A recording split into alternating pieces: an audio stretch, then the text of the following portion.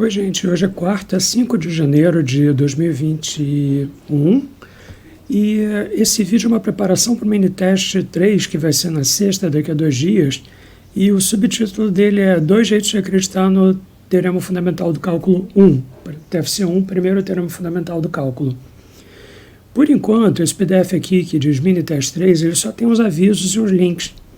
Ele só diz que o mini-teste 3 vai acontecer no início de janeiro, ele nem fixa a data ainda, e ele diz que vai ter problemas parecidos com esse aqui. E eu já dei aviso para vocês que era para vocês darem uma olhada nisso e começarem a pensar nisso e tentarem fazer os exercícios.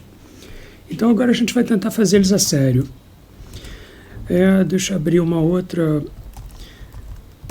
Opa, não, é isso aqui. Um instantinho. Então, deixa eu pegar esse PDF aqui do semestre passado para mostrar umas coisas para vocês. Esse aqui foi o mini-teste 3 do semestre passado. E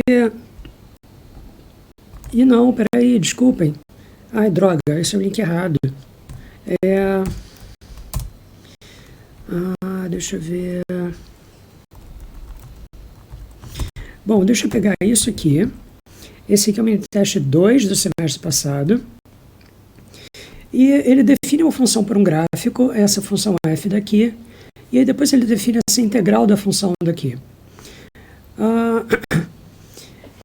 E aí ele pede primeiro para vocês representarem graficamente essas coisas daqui, e aí cada coisa dessa vai virar uma área, sendo que essa aqui vai virar uma diferença de duas áreas, e no gabarito dá para ver que a área da primeira, f de 3.5, é essa figurinha daqui, aqui o x igual a 2, aqui o x igual a 3.5, aqui f de 6.5, então essa a área dessa figura entre x igual a 2 e x igual a 6.5, e quando a gente faz a diferença das duas, esse pedaço aqui da área se cancela e a gente fica com uma área que é só a área entre 3.5, x igual a 3.5 e x igual a 6.5. E aí, se a gente aprende a fazer essas figuras de cabeça e calcular essas áreas de cabeça, a gente consegue resolver todo o resto. Repara que dá para calcular essas áreas de cabeça porque tudo aqui são retângulos muito simples. Esse retângulo daqui é metade de um quadrado de lado 1. Então, esse retângulo aqui tem área meio. Esse aqui é um quadrado de lado 1. Então, isso aqui tem área 1. Só que isso aqui está abaixo do eixo x, então essa área vai ser menos 1. E aqui a gente tem um retângulo de largura meio e altura menos 2. Então, a integral disso aqui, ou a área com sinal disso aqui, vai ser menos 1.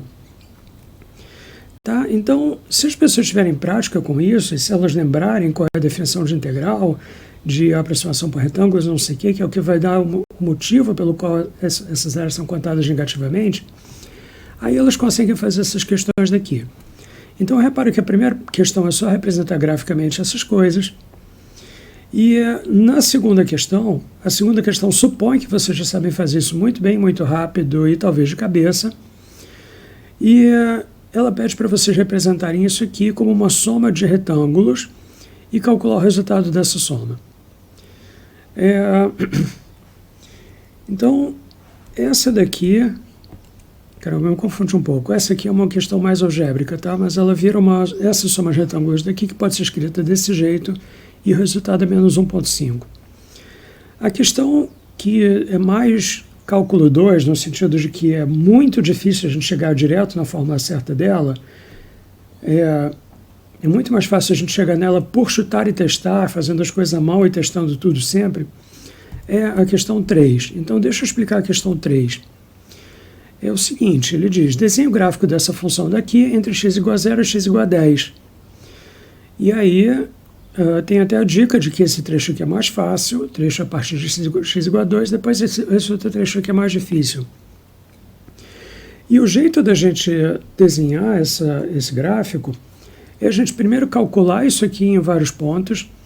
E lembrem que em cálculo 1, calcular quer dizer você fazer uma fórmula, fazer umas contas e chegar no resultado certo. Em cálculo 2, a gente em geral erra tanto que é melhor você fazer gráficos, é melhor você chutar e testar e coisa assim. Então, nesse caso aqui, esse calcular é um calcular mais visual.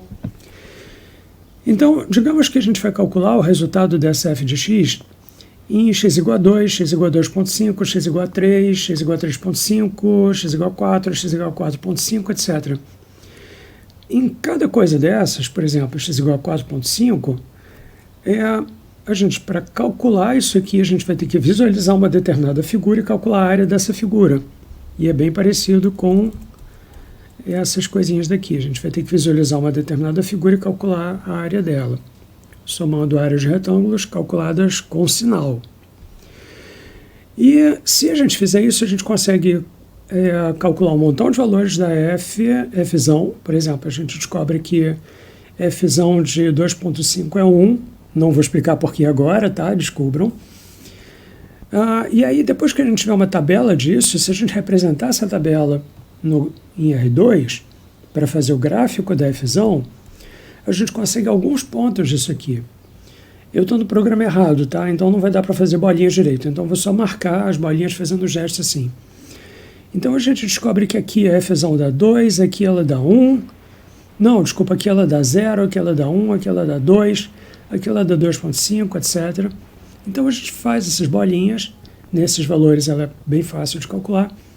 E depois, se a gente ligar as bolinhas do jeito certo, fazendo segmentos de reta com bicos exatamente nos lugares certos, a gente chega nessa figura daqui. Tá? Normalmente o que acontece é que depois que as pessoas calculam, sei lá, 10, 20 pontos desse jeito, elas pegam um jeito e elas conseguem até descobrir no olhômetro o que acontece quando você calcula a fzão de 0,1, digamos. Então, elas conseguem descobrir o valor daqui, na verdade, elas conseguem descobrir o quanto a altura dessa curva varia daqui até aqui, e elas conseguem descobrir o coeficiente angular dessa curva e conseguem descobrir que aqui o coeficiente angular é constante, aqui também é constante, aqui também é constante, etc. Então, essa curva é formada exatamente por esse segmento de reta daqui. Tá? Então, esse é um jeito de calcular uma integral praticamente no olho. A gente pega essa figura daqui, essa f daqui, e a gente consegue calcular essa f no olho a partir do momento em que a gente tem prática suficiente. E esse é o truque para a gente acreditar no primeiro teorema fundamental do cálculo. Agora deixa eu mostrar uns slides sobre o primeiro teorema fundamental do cálculo. Vou fechar isso aqui, tá? Isso aqui já tem alguns exercícios, mas ainda não está totalmente pronto. Isso aqui é um material totalmente novo que eu fiz sobre o teorema fundamental do cálculo, muito melhor do que o material que eu fiz no semestre passado. Ele começa com uma hipótese aqui, ele diz, digamos que a nossa função f é uma função integrável, e repare que naquele mini teste do semestre passado a gente estava começando com a função f que era uma função escada, assim, então a gente sabia que ela era integrável. Eu mostrei figuras que convenceram vocês disso, a gente pode discutir mais na aula. E digamos que C é algum ponto do intervalo AB. Digamos que o A é isso aqui, o B é isso aqui e o C é isso. Tá? Então, aí eu defino a função fzão como uma integral. E a ideia é exatamente a mesma do mini-teste que eu estava discutindo agora há pouco. A gente sabe calcular valores específicos dessa fzão se a gente olhar para esse gráfico, descobrir que a figura é essa, interpretar ela como retângulos e somar a área desses retângulos. Então, para algumas funções fzinhos simples, a gente consegue fazer isso. A gente consegue calcular essa fzão daqui, na força bruta, calculando muitos valores dela. E aí, se a gente tiver imaginação suficiente, a gente consegue passar de 20 pontos que a gente calculou na mão para 200 pontos, porque a gente consegue descobrir qual deve ser o comportamento dela nos outros pontos, e aí a gente consegue encontrar o gráfico dela. Aqui eu estou fazendo algo muito mais geral, porque eu estou dizendo só que a f é uma função integrável. Então, ela não precisa ser uma função escada como essa daqui. Ela pode ser uma função, digamos, assim, que não é, o gráfico dela não é formado por segmentos de retas. É algo mais difícil de integrar por retângulos. E aí, O teorema fundamental do cálculo 1 diz o seguinte: a gente vai começar pela versão mais simples dele e vai ver a outra depois. E a versão mais simples diz que se essa função f daqui é contínua, então a derivada dessa f daqui é sempre a função f. Então o que vai acontecer é que se a gente começar com uma função f que seja, sei lá, assim,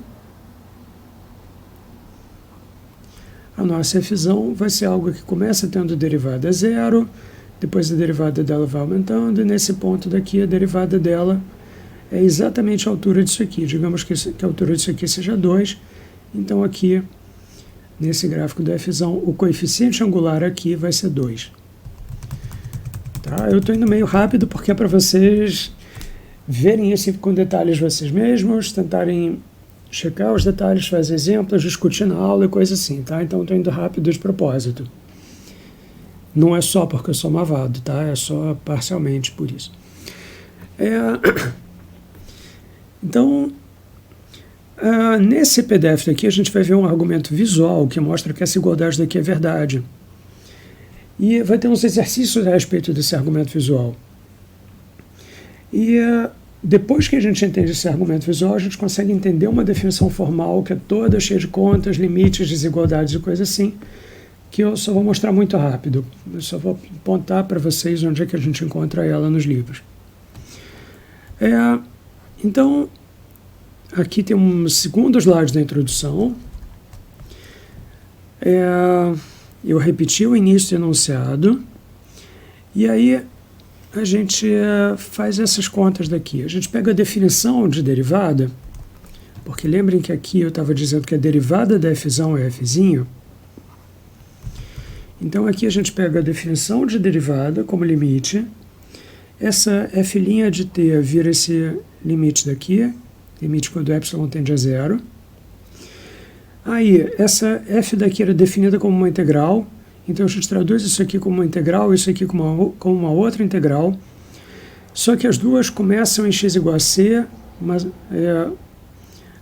só que elas terminam em lugares diferentes, então quando a gente faz essa diferença daqui, as áreas se cancelam e fica só um pedacinho da área. É como se a gente fizesse isso aqui, ó. C está aqui, T está aqui, T mais epsilon está aqui. A nossa figura está aqui. A nossa primeira integral vai de x igual a c até x igual a t mais epsilon. A segunda vai de x igual a c até x igual a t. E quando a gente faz a diferença das duas, essa parte aqui desaparece e fica só essa parte daqui. Então, é isso que a gente tem que entender. A gente tem que conseguir ver essas fórmulas como se cada coisa dessas daqui fosse algo que tem uma representação gráfica. Então, aqui eu faço um passo novo, eu ponho esse epsilon para fora. E agora deixa eu mostrar o que isso quer dizer.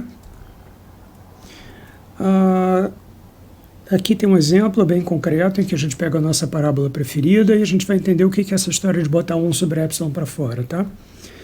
Nessa primeira figura daqui, epsilon é igual a 2 e t igual a 1. Então aqui é t e aqui é t mais epsilon. Então essa figura daqui dá uma figura que é quase um retângulo, exceto porque essa parte daqui é toda torta. E a base dela tem largura epsilon, que é 2. Como é que a gente transforma essa largura epsilon, que é 2? Bom, deixa eu ver, largura 2. E agora a gente vai transformar ela numa outra figura, em que a largura dela vai ser metade de largura 2. Então, aqui a largura é sempre epsilon, na coluna da esquerda, largura é epsilon, e na coluna da direita a largura é sempre 1. Então, o que vai acontecer é que, para fazer isso, eu vou amassar ou esticar na horizontal essa figura daqui. Então, nesse caso, eu peguei essa figura e amassei ela para ela ficar com metade da largura original e ela virou isso. Nesse segundo caso, eu amassei ela nada e ela continua igual. E nesse segundo caso aqui, eu alarguei ela para ela ficar com o dobro da largura. Então, essa largura daqui era meio e essa largura daqui é 1. E todos os exercícios que já estão prontos são para vocês visualizarem isso e fazerem os desenhos. Deixa eu apagar isso aqui e mostrar quais são os exercícios. Vocês vão ter que entender a representação gráfica de cada fórmula dessas daqui, em casos particulares. Aqui tem um exemplo com mais detalhes, tá? Com figuras maiores, que dá para mostrar com técnicas de desenho animado tosco. Então aqui é o nosso caso com epsilon igual a 2, aqui é epsilon igual a 1, aqui é epsilon igual a meio, aqui é epsilon igual a 1 quarto, epsilon igual a 1 oitavo, epsilon igual a 1,16, epsilon igual a 1,32 e epsilon igual a 1,64. E aí repara que o que está acontecendo quando a gente passa de cada figura dessas para uma outra figura em que essa largura daqui vira metade da anterior, é que quando essas duas barrinhas vão ficando muito perto uma da outra e a gente alarga essa figura daqui para ela virar algo de largura 1, essa figura daqui da direita fica cada vez mais parecida com o retângulo. Então, reparem que ela vai ficando bem parecida com o retângulo, que ela já é quase um retângulo, né? Isso aqui é um pouquinho tortinho. E dá para imaginar que no infinito ela vai virar um retângulo mesmo, no limite. E é esse processo que vocês vão fazer nos primeiros passos. Vocês vão ter exercícios em que vocês vão ter que aprender a alargar e a comprimir essas figuras vocês mesmos. Então, aqui tem outra coisa que vai ser importante, que é a gente lidar com epsilon negativa, mas isso eu não vou discutir agora, a gente discute na aula. Aqui tem umas figuras para o que acontece com epsilon negativa, tem um espelhamento aqui. Pensem nisso, a gente vai discutir mais na aula. E agora tem os exercícios. Então, são 2 exercícios por enquanto, os 2 têm dicas, dizendo comece entendendo as áreas em laranja à direita. Nesse exercício a gente sempre vai usar essa função f daqui, que é uma função cujo gráfico é feito de segmentos de retas. E aí eu peço para vocês desenharem essas figuras aqui, que tem esse 1 sobre epsilon. Tá? Então vocês vão ter que fazer esse processo de alargamento ou de compressão. E aí nesses itens eu pergunto quanto é que vocês acham que vai dar essa área daqui no limite. E no limite vocês vão obter algo que vai ser um retângulo. O exercício 2 é bem parecido, mas aqui a gente vai ter uma descontinuidade. E, por enquanto, o PDF para por aqui, tá? Se vocês entenderem bem esse argumento de alargar e comprimir retângulos para eles ficarem com base 1, desculpa, eu falei retângulo, mas eles têm essa parte de cima aqui que é torta, tá? Só o resto que é reto. Se vocês entenderem isso, vai ficar bem fácil entender por que é que o TFC1 é verdade. Nesse caso fácil, na versão mais simples, em que a f é contínua, e aí a gente vai conseguir entender direto o que acontece quando ela é só integrável. Tá? Mas o primeiro passo é vocês aprenderem a visualizar tudo isso.